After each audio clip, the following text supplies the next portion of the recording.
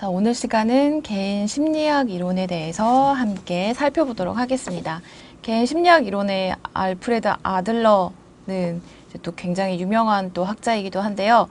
아들러는 어린 시절에 육남 이녀 중에 이제 많은 형제 속에서 이제 자랐어요.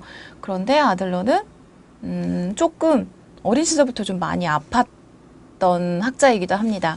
뭐 구루병이나 폐렴 등을 통해서 좀 질병을 어린 시절에 많이 앓았었는데요. 폐렴으로 인해서 아들러는 죽는다라는 말을 의사가 아버지에게 하는 말을 병실에서 아들러가 들었어요. 그걸 통해서 아들러는 나는 의사가 되어야 되겠다라고 이제 다짐을 하게 됩니다. 이렇게 질병을 자주 앓았던 아동기 시기에 많이 앓았기 때문에 집에서 어떻게 자랐을까요? 아주 오냐오냐 굉장히 응석바지로 자라게 됩니다.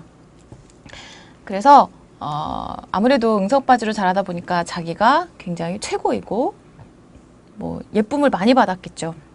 그런데 동생이 태어남으로 인해서 그 자리는 빼앗기게 됩니다.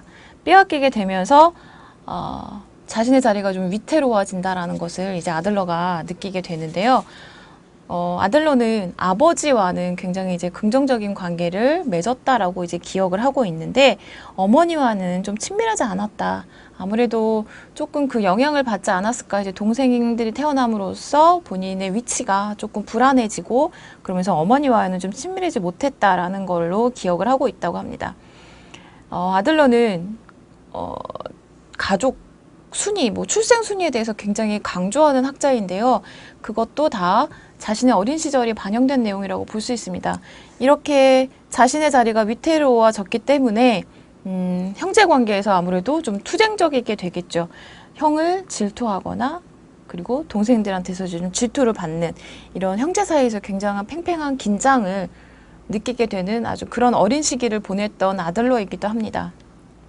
자, 아들러는 의과대학을 진학함으로써 이제 의학 박사를 받고 이제 프로이드를 만나서 그가 하고 있는 이제 집단 토론에 참여하게 되는데요. 앞서서 지난 시간에 말씀드렸듯이 프로이드가 자신의 그 정신분석 이론에서 이탈되는 학자들을 굉장히 용납하지 않았던 좀 부분이 있었죠. 그래서 융과 아들러도 마찬가지입니다. 그 정신분석 이론 학자들 중에 하나였는데 뭐 결정론적인 부분이나 본능을 추구하는 이런 프로이드에 대해서 조금 반기를 들고 본인만의 학파를 만들어서 이제 아들러는 개인 심리학이라는 그 이론을 이제 펼치게 되는데요. 프로이드를 만나서 이제 정신분석의 이론이 기초가 됐다는 부분, 대부분의 이 학자들의 이론의 기초는 프로이드의 정신분석 이론이라고 여러분들은 아마 보시면 될 거예요. 네, 그래서 아들러가 이러한 약간의 이제 성장 배경이 있었다라는 거를 좀 미리 말씀을 드립니다. 아무래도 이런 부분들을 좀 이해하게 된다면 이론에 대해서 이해하기가 조금 더 편안해지겠지요. 그래서 우리 결국엔 심장마비로 이제 아들러는 생을 이제 마감하게 됩니다. 아들러의 그런 이제 다양한 개인 심리학의 이제 이론들에 대해서 좀 살펴보도록 하겠습니다. 자, 주요 개념입니다. 생활 양식인데요.